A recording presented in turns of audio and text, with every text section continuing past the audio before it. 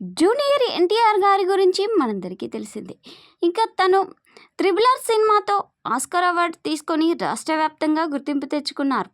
ఈ విషయం మనందరికీ తెలిసిందే. ప్రస్తుతం ఇందుకు సంబంధించిన విషయాలు కాస్త సోషల్ మీడియాలో వైరల్గా మారుతున్నాయి. ఇక జూనియర్ ఎన్టీఆర్ గారు ఇంకెంతో ఎదగాలంటూ కోరుకుంటున్న తన అభిమానులు, తన కుటుంబ సభ్యులు సైతం అని అంటున్నారు.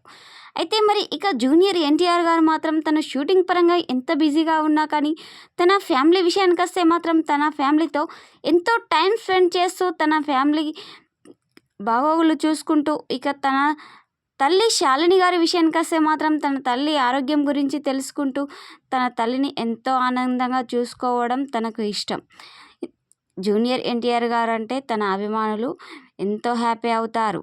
ఇక జూనియర్ ఎన్టీఆర్ గారి ఇంటికి కొద్దిసేపటి క్రితమే చేరుకున్న నందమూరి బాలకృష్ణ గారు.